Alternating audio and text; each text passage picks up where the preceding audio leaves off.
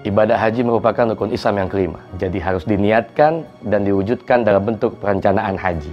Niat sih sudah lama ada, tapi dananya belum ada. Insya Allah, dengan Arum Haji dari Pegadaian Syariah, niat dan perencanaan bisa terwujud dengan menggadaikan emas. Mulai dari 3,5 gram untuk mendapatkan porsi haji. Kalau belum punya emas untuk digadaikan, mudah kok. Tinggal buka aja tabungan emas di Pegadaian. Gimana? Mudah kan? Pegadaian.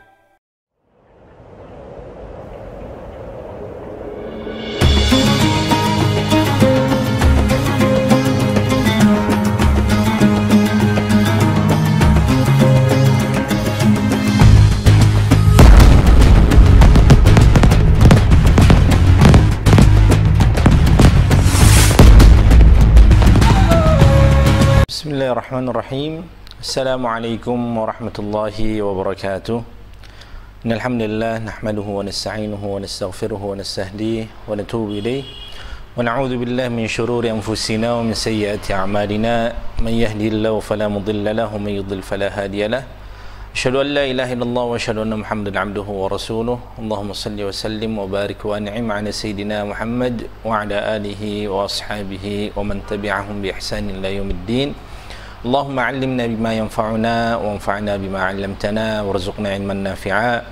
Allahumma la sahla illa ma ja'altahu sahla wa anta taj'alul hazna was-sa'ba idza syi'ta sahla. Rabbi shrah li sadri wa yassir li amri wahlul 'uqdatam min lisani yafqahu qawli. Amma ba'd. Pemirsa sahabat Madani yang dirahmati oleh Allah Subhanahu wa taala, insyaallah pada pagi kali ini kita akan sedikit mengulas ataupun membahas terkait dengan hadis Arba'in An-Nawawi. Itu kita sudah sampai pada hadis yang ke-11. Saya akan membacakan hadisnya an Abi Muhammad, dari Abi Muhammad Al-Hasan ibn Ali, yang bernama Al-Hasan ibn Ali. Jadi cucu Rasulullah SAW, ya, ada Hasan, ada Husain. Yang meriwayatkan hadis ini yaitu cucu dari Hasan. Dan Hasan memiliki seorang anak yang ia namakan juga dengan Muhammad, sama dengan nama kakeknya. Karena kenapa? Karena di dalam hadis ini disebutkan an Abi Muhammad. Abi Muhammad adalah merupakan kunyah dari sahabat yang meriwayatkan hadis tersebut, yang bernama Al-Hasan ibni Ali ibni Abi Talib. Jadi Hasan memiliki bapak namanya Ali, Ali memiliki bapak namanya Abi Talib. Abi Talib merupakan paman dari Rasulullah SAW. Sibti Rasulullah SAW. Sibt itu artinya adalah cucu, tapi di dalam bahasa Arab biasanya ada perbedaan silsilah atau perbedaan nasab dari segi bapak ataupun dari segi ibu. Contoh misalnya ketika paman, misalnya bahasa Indonesia paman, paman itu kan hanya memiliki satu makna saja dan dia mencakup paman dari segi bapak dan juga dari segi ibu. Tapi di dalam bahasa Arab, paman dari segi bapak itu disebut sebagai am. Makanya mungkin seringkali kita dengar di Indonesia ada orang-orang yang memanggil pamannya dengan istilah atau dengan sebutan ami. Ya, itu diambil dari bahasa Arab ammi, yang artinya adalah pamanku. Tapi paman di sini dia dari segi bapak. Sedangkan paman dari segi ibu itu dipanggil atau disebut sebagai khal. Maka kita akan panggil paman kita dari segi ibu atau dari pihak ibu sebagai khali, khadi. Ya. Sedangkan bibi dari pihak bapak itu akan kita panggil ammah. Makanya orang Indonesia, beberapa orang Indonesia biasanya akan memanggil amah. Itu diambil dari kata ammah. Ammati itu artinya bibiku dari pihak bapak. Sedangkan dari pihak ibu itu akan kita panggil dengan sebutan khalati. Khalati itu merupakan bibi dari pihak ibu. Sibt itu artinya cucu, tapi cucu dari pihak ibu. Karena kenapa? Keturunan yang dimiliki oleh Rasulullah SAW itu semuanya dari pihak ibu, dari pihak ibu, dari Fatimah Az-Zahra, istri dari Ali bin Abi Talib radhiyallahu anhu. Sehingga Al-Hasan di sini disebut sebagai sibt. Kalau seandainya Rasulullah SAW beliau memiliki cucu dari anak laki-lakinya, maka cucu tersebut tidak dikategorikan sebagai sibt, tapi dikategorikan sebagai hafid. Jadi sibt cucu dari segi anak perempuan, sedangkan hafid itu merupakan cucu dari anak laki-laki. sibti Rasulillah sallallahu alaihi wasallam wa raihanati. Jadi Al-Hasan ini merupakan cucu Rasulullah alaihi wasallam yang paling beliau sayang, yang paling betul-betul beliau sayang. Wa raihanati radhiyallahu anhuma. Semoga Allah Subhanahu wa taala meridai keduanya. Pertanyaannya, kenapa kadang di dalam teks hadis, ya, di dalam hadis yang sering kali kita baca, kadang kita akan menemukan radhiyallahu anhu, dan kadang kita juga akan menemukan radhiyallahu anhuma. Ternyata hu di sini kembali kepada satu orang. Semoga Allah meridai sahabat tersebut. Misalnya, an Abi Hurairah radhiyallahu anhu, tidak pernah di dalam hadis disebutkan an Abi Hurairah radhiyallahu anhuma. Kenapa? Karena Abu Hurairah saja yang masuk ke dalam agama Islam, sehingga semoga Allah meridhoinya di sini hanya kembali kepada Abu Hurairah saja. Sedangkan apabila ada seorang sahabat yang di dalam hadis tersebut disebutkan semoga Allah Subhanahu wa taala meridhai keduanya, maka dia akan dikembalikan kepada orang tuanya, yang mana pada saat tersebut orang tuanya juga merupakan sahabat yang meninggal dalam kondisi Islam. Contoh, Abdullah ibn Umar, biasanya akan disebutkan di dalam hadis tersebut an Abdullah ibn Umar atau Adi ibn Umar, maka berikutnya akan disebutkan radhiyallahu anhuma. Dia akan kembali kepada Abdullah dan juga kepada Umar dan juga kepada anaknya, sehingga radhiyallahu anhuma dia kembali kepada Al-Hasan, yang mana dia merupakan cucu dari Rasulullah SAW, dan juga dia akan kembali kepada Ali bin Abi Thalib radhiyallahu anhuma. Qala, beliau berkata, siapa yang berkata di sini?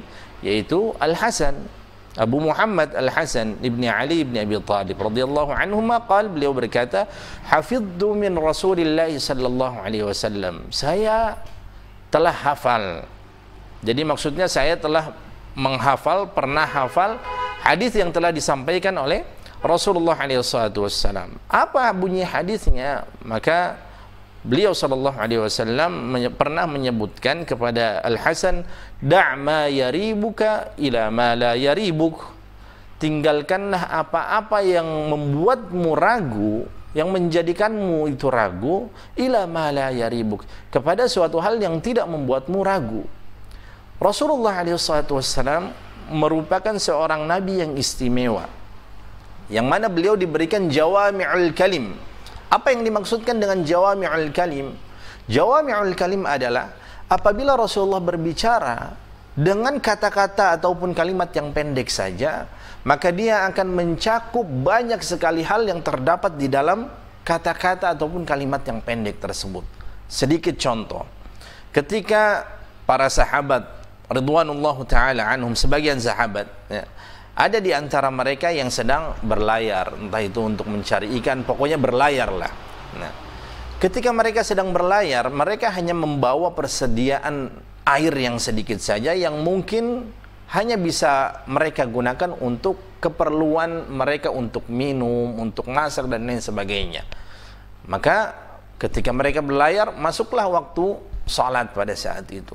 Nah, mereka bingung, apakah kami wudu menggunakan air yang kami bawa sebagai bekal untuk minum kami, untuk keperluan hidup kami pada saat itu, atau apakah kami dibolehkan untuk berwudu menggunakan air laut pada saat itu? Hal ini ditanya kepada Rasulullah SAW.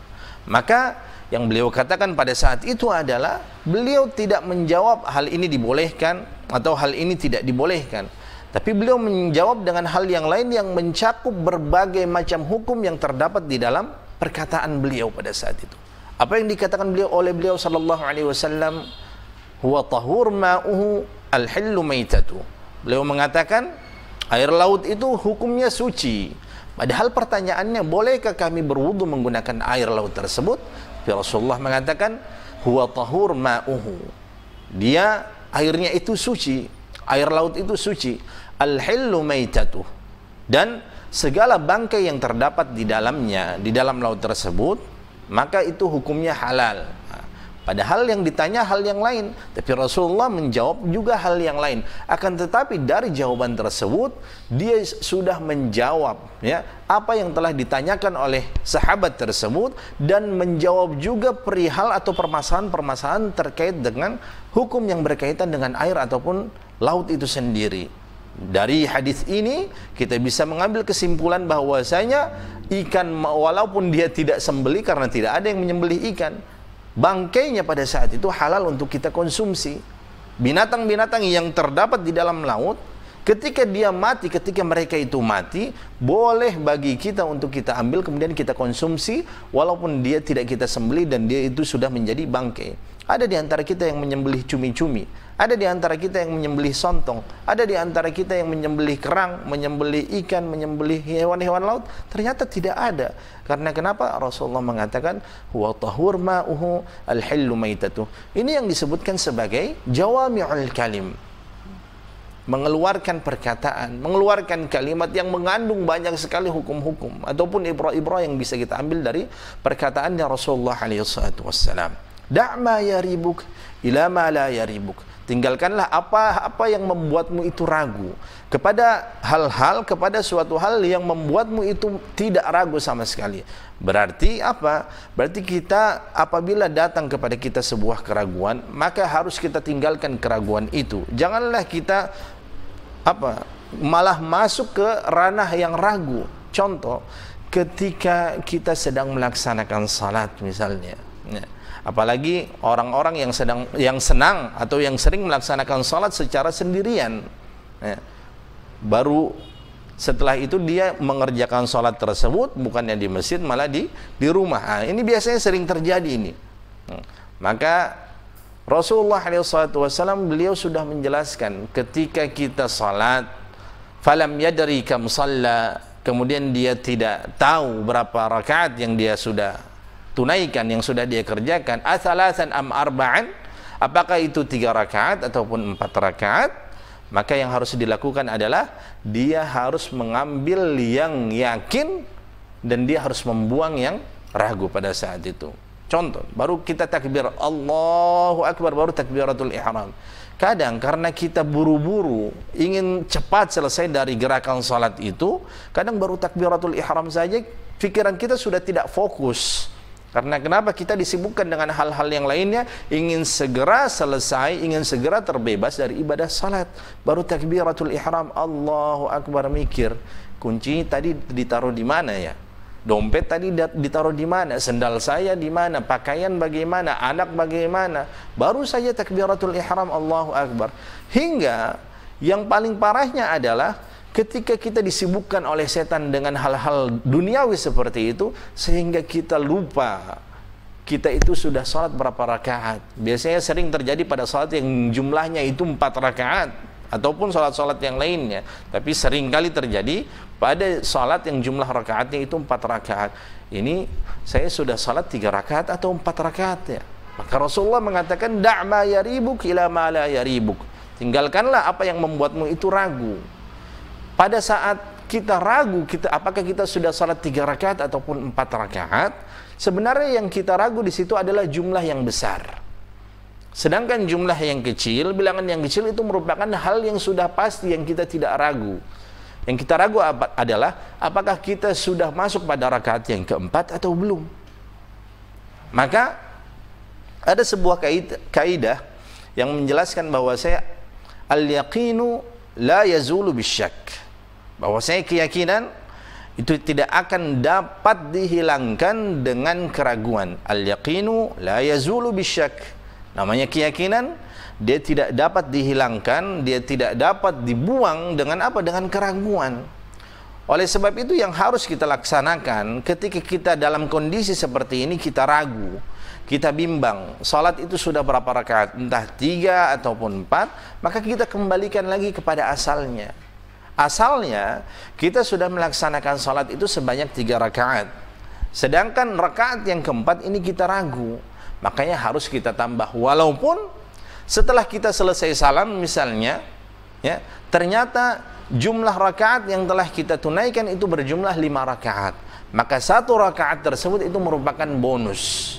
Satu rakaat itu merupakan bonus yang Allah Ta'ala berikan. Berbeda lagi ketika dia ragu misalnya 3 rakaat atau 4 rakaat, sudah 3 atau sudah 4, ya, 4 di sini dia ragu, tapi akhirnya dia tidak menambahkan jumlah rakaatnya. Dia tetap berpendapat, oh kayaknya saya sudah salat ini 4 rakaat. Jadi dia langsung tahiyatul akhir, tasyahud akhir pada saat itu. Ya, Assalamualaikum warahmatullahi, Assalamualaikum warahmatullahi.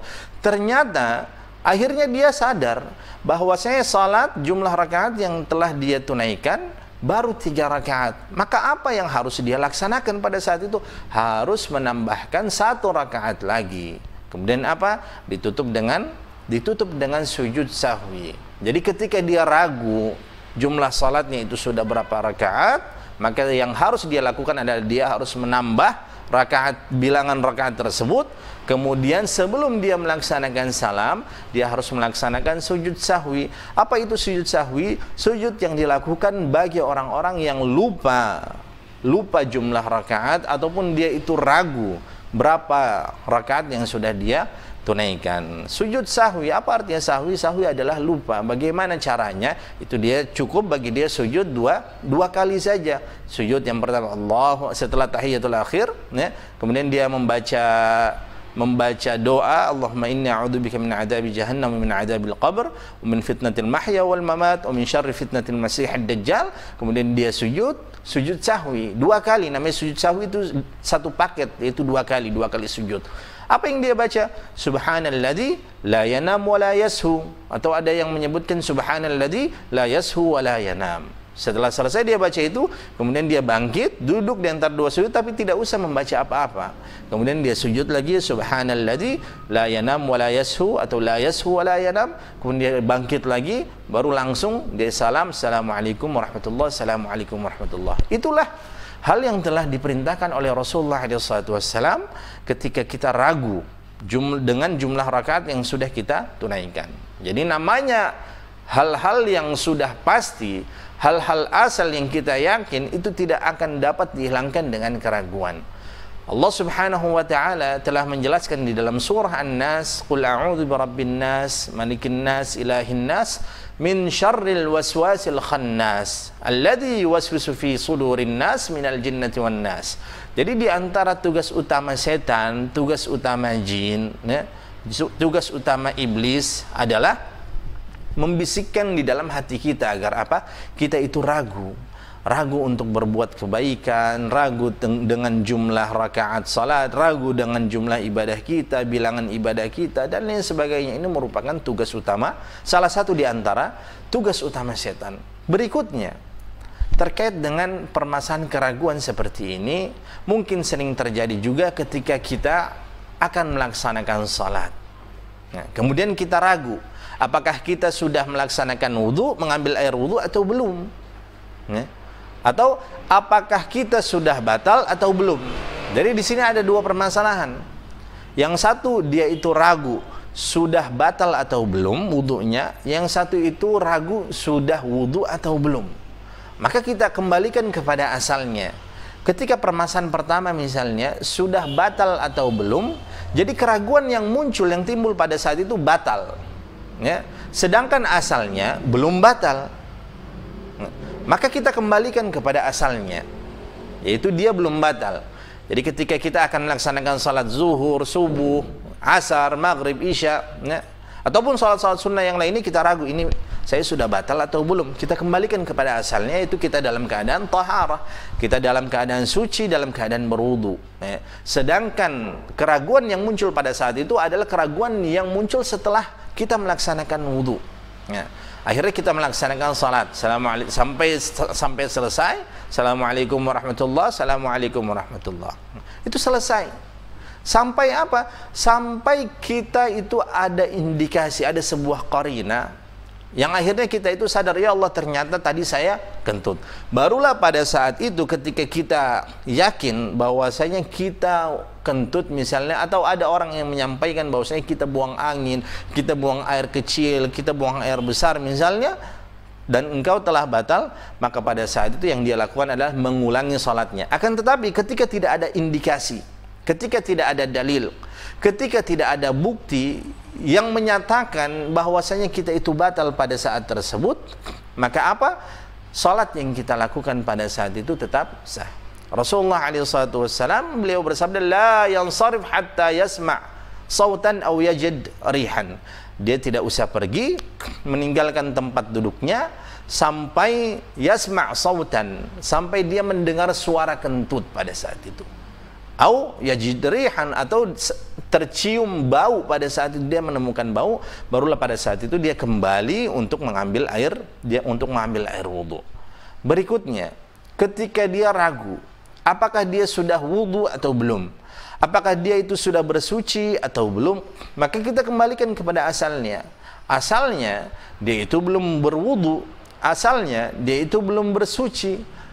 Maka berarti ketika kita akan melaksanakan salat kemudian muncul keraguan seperti ini, kita kembalikan kepada asalnya, yaitu kita belum mengambil air wudu, kita belum bersuci pada saat tersebut. Maka yang harus kita lakukan adalah kita berwudu terlebih dahulu dengan wudu yang sempurna, kemudian kita membaca doa setelah mengambil air wudu, barulah pada saat itu kita melaksanakan salat. Ataupun hal yang lainnya, contoh ketika kita melaksanakan tawaf. Ketika kita melaksanakan tawaf di kota Makkah, di Ka'bah, namanya tawaf itu satu paket 7 putaran, tidak boleh kurang dan tidak boleh lebih. Kadang ketika kita melaksanakan tawaf, karena bilangan 7 cukup banyak, 4 rakaat saja kadang kita lupa, apalagi 7 ini. Kadang kita juga lupa karena kita merupakan manusia biasa. Dinamakan sumyal insanu insanan likathrati nisyanihi. Dinamakan sebagai seorang manusia karena kita itu sering lupa.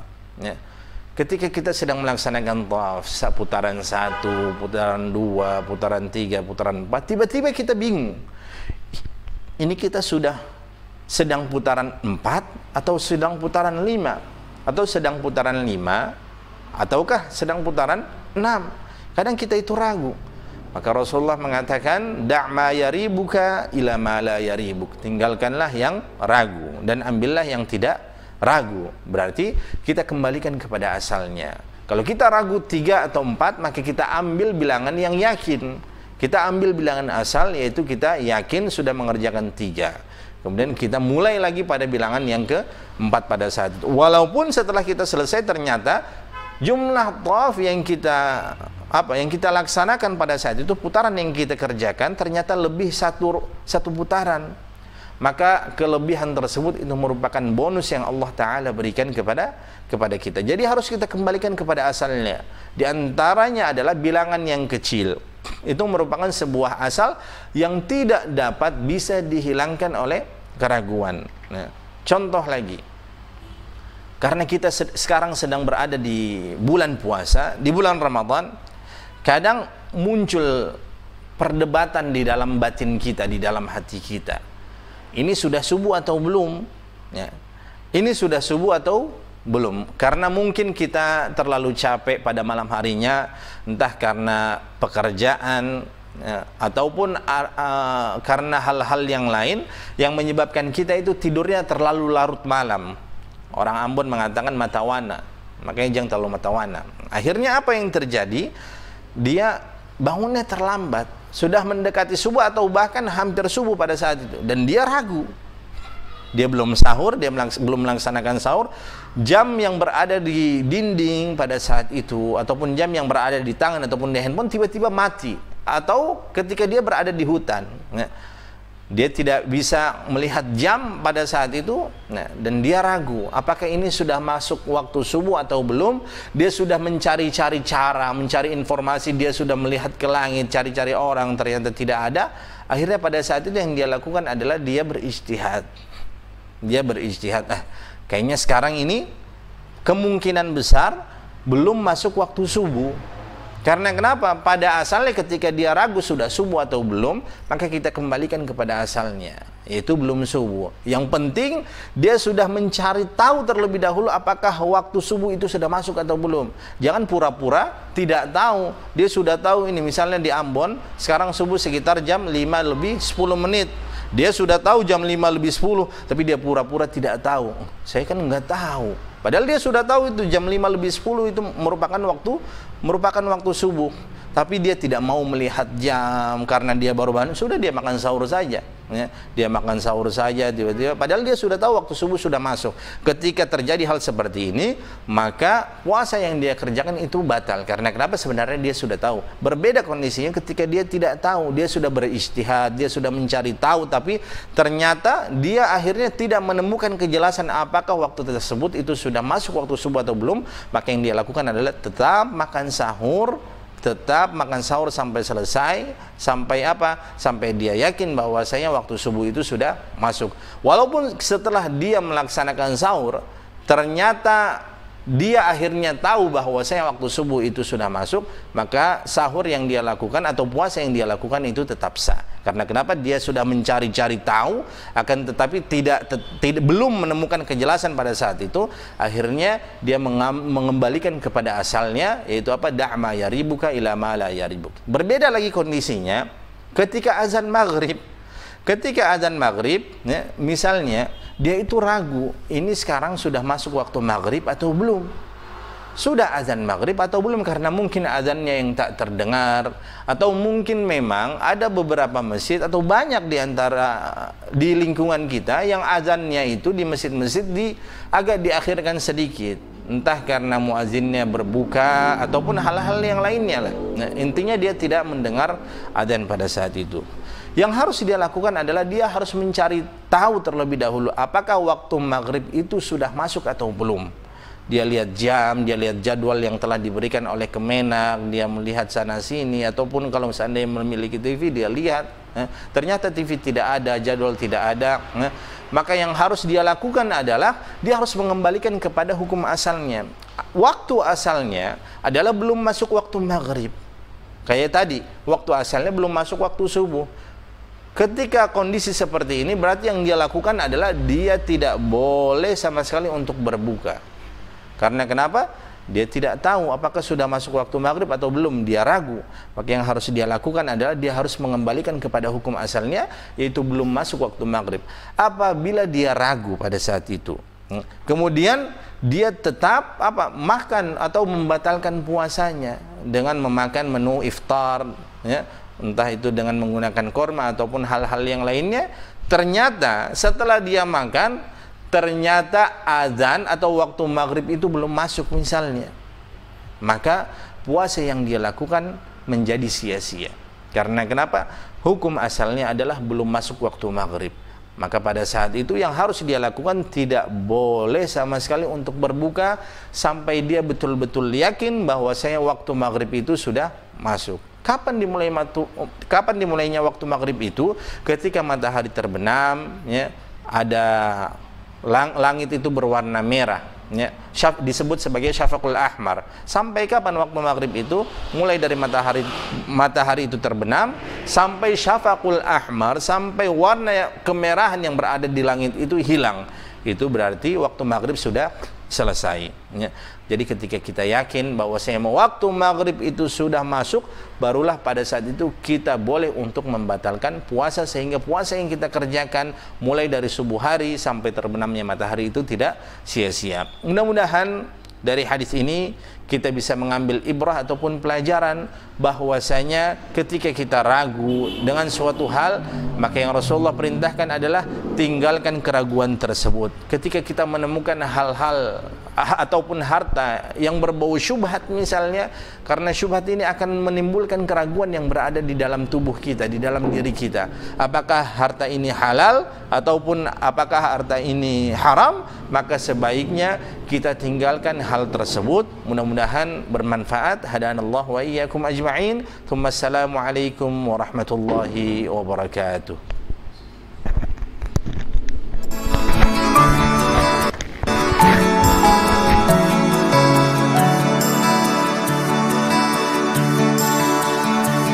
Alangkah indah orang bersedekah, dekat dengan Allah, dekat dengan surga. Takkan berkurang harta yang sedekah, akan bertambah, akan bertambah. Allah Maha Kaya yang Maha Pemurah,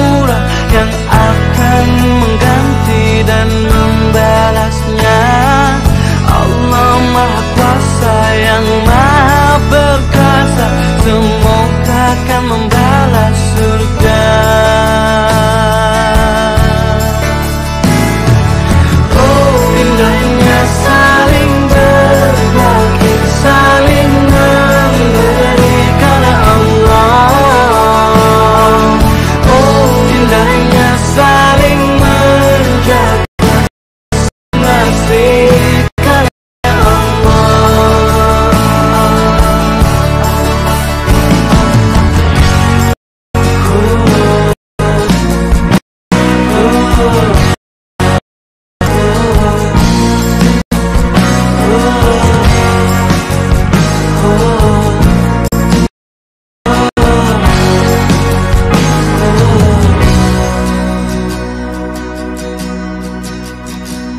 Alangkah indah orang bersedekah, dekat dengan Allah, dekat dengan surga.